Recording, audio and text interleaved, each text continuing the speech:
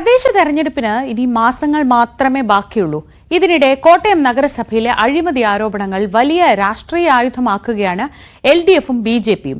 Pension തട്ടിപ്പിനെ കൂടാതെ check തട്ടിപ്പ്, പാരിതോഷിക വിവാദം, അങ്ങനെ UDFനെ പ്രതിക്കൂട്ടിലാക്കാൻ നിരവധി വിഷയങ്ങളുണ്ട്. അതേസമയം ആരോപണങ്ങളിലൊന്നും ഭരണസമിതിക്ക് പങ്കില്ല എന്നതാണ് UDFന്റെ വിശദീകരണം.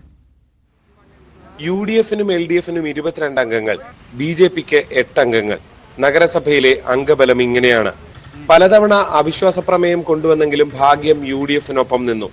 ഒന്ന് ആഞ്ഞു പിടിച്ചാൽ നഗരസഭയിൽ നേട്ടമുണ്ടാക്കാമെന്ന് LDFും BJPയും കരുതുന്നു.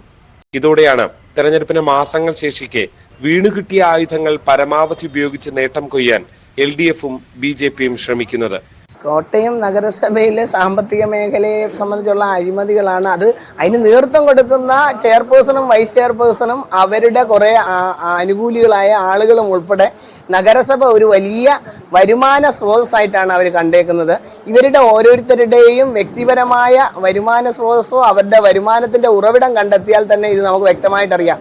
കോട്ടയം നഗരസഭയുമായി ബന്ധപ്പെട്ട് പുറത്തു വന്നുകൊണ്ടിരിക്കുന്ന സംഭവങ്ങൾ കാണുമ്പോൾ അക്ഷരാർത്ഥത്തിൽ കേരളത്തിൽ തന്നെ ലജ്ജിക്കുന്ന തരത്തിലുള്ള വലിയ അഴിമതിയുടെ ഒരു കഥയാണ് ഇപ്പോൾ നമുക്ക് കാണാൻ വേണ്ടി സാധിക്കുന്നത്. പല സംസ്ഥാനങ്ങളിലും നമ്മൾ കേട്ട് അറിവുള്ള അഴിമതിയുടെ തുകയുടെ അത്രയും ഈ കോട്ടയം മുനിസിപ്പാലിറ്റിയിൽ ഇപ്പോൾ 211 കോടി രൂപയുടെ വെട്ടിപ്പ് എന്നൊക്കെ പറയുമ്പോൾ അതിനെ ഇത്ര വലിയ രീതിയിൽ ഈ അഴിമതിയിലേക്ക് പോകാൻ വേണ്ടിയിട്ടുള്ള സാഹചര്യം ഉണ്ടാക്കി കൊടുത്തത് ആരാണ് എന്ന വിഷയം ഉൾപ്പെടെ ചർച്ച ചെയ്യണമെന്നാണ് BJP ആഗ്രഹിക്കുന്നത്.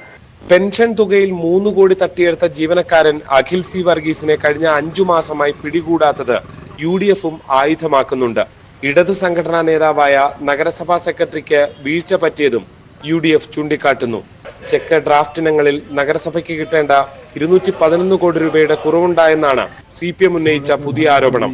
ഇത് കൂടാതെയാണ് ബജറ്റ് ദിനത്തിൽ അംഗങ്ങൾക്ക് വിതരണം ചെയ്യുന്ന പാരിതോഷികത്തിൽ അഴിമതി ആരോപണം ഉയർന്നതോടെ വിജിലൻസ് അന്വേഷണം പ്രഖ്യാപിച്ചത്.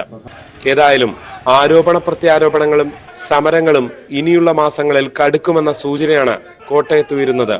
G. ശ്രീജിത്ത്, News 18 കോട്ടയം.